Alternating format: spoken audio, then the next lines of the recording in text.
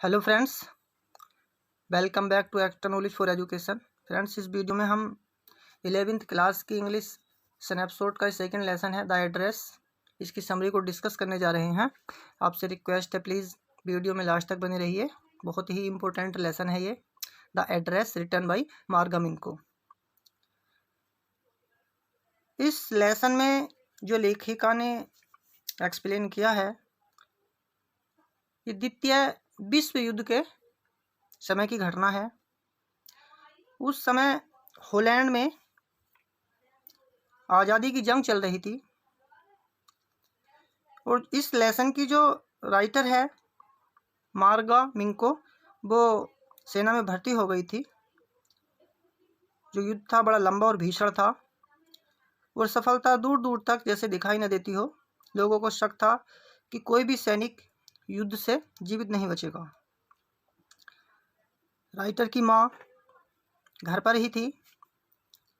उसे अपनी चीज़ों की सुरक्षा की बड़ी चिंता सता रही थी। उसके पास ढेर सारे चांदी के छुरी कांटे और बहुमूल्य चीज़ें थीं। हर समय उसको टेंशन रहती थी कि हमारे बाद इन चीज़ों का क्या होगा। कुछ समय बाद उसकी एक सहेली एक दिन अचानक से उनके घर पर आई और उसका नाम था मिसेस डोरलिंग। बातों बातों में लेखिका की माँ ने अपनी सहेली को सारी बातें बताई। लेखिका की माँ का नाम मिसेस एस था। मिसेस डोरलिंग ने राइटर की मदर का दिल जीत लिया और उसने राइटर की मदर को सुझाव दिया, मिसेस डोरलिंग ने, कि आप उन चीज़ों की सुरक्षा हेतु वे चीज़ें मुझे दे दो ताकि मैं इन चीज़ों को सुरक्षित स्थान पर रख सकूं। लेखिका की माँ ने उसकी इस पेशकश को सधन्यवाद स्वीकार भी कर लिया। लेखिका युद्ध के प्रथम आधे समय में कुछ दिनों के लिए घर पर आई हुई थी। उसने कमरे में कुछ परिवर्तन देखा। उसने कुछ एक वस्तुएं वहाँ से गायब देखी। उसने राइटर को हैरान कर दिया। राइटर ने अपनी माँ से उसके बारे में मालूम किया। तभी राइटर की माँ ने उसे मिसेस डोरलिंग के बारे में बताया, जो उसके चांदी के छुरी कांटे, पात्र, पुरानी प्लेटें और कप प्याले सब कुछ उनके घर से ले गई थी।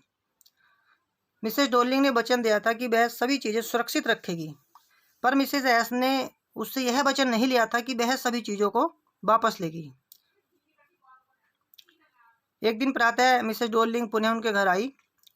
चौड़ी पीठ वाली महिला एक भारी सूटकेस जिसमें अनेक चीज़ भरी हुई थी उनके घर से लेकर जा रही थी। राइटर की माँ ने राइटर का परिचय मिसेस डोरलिंग से कराया। पहली बार में कुछ ही समय के लिए मिसेस डोरलिंग को राइटर ने देखा था, जो मार्कोनी स्ट्रीट में घर नंबर 46 में रहती थी।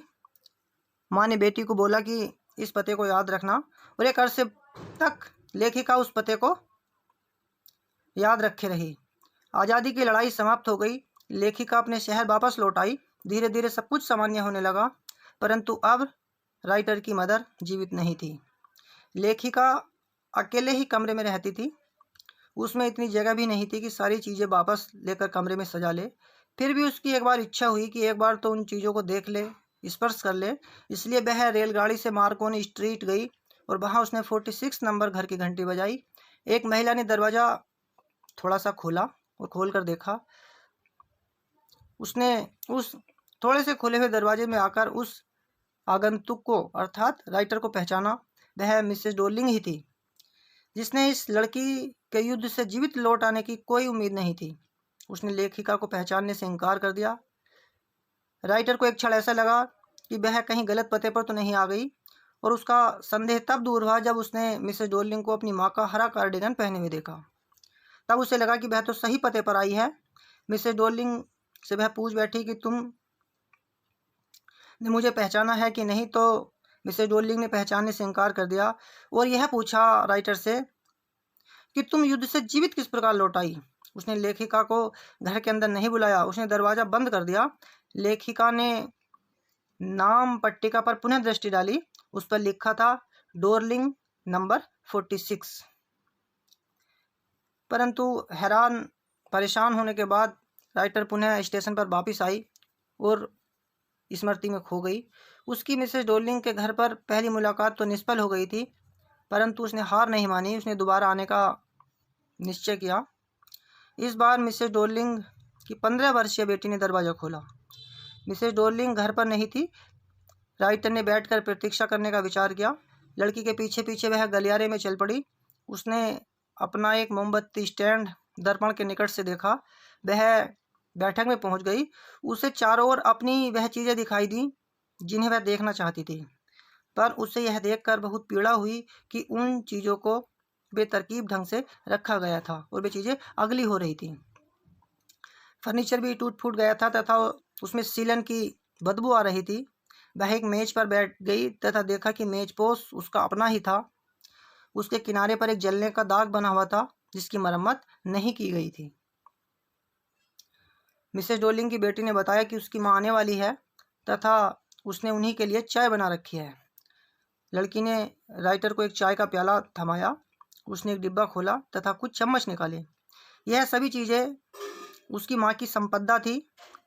उसने महसूस किया कि व्यक्ति रोज़मर्रा इस्तेमाल की जाने वाली चीज़ों का इतना आदी हो जाता है कि उनको ध्यान से नहीं देख पाता। मिसेस डोरलिंग की बेटी ने भी कभी यह महसूस नहीं किया कि उसके छुरी कांटे चांदी के हैं। उसने एक दराज खोली ताकि चम्मच और कांटे निकाले, पर राइटर ने उन्हें देखने के लिए रुकी नहीं उनके घर।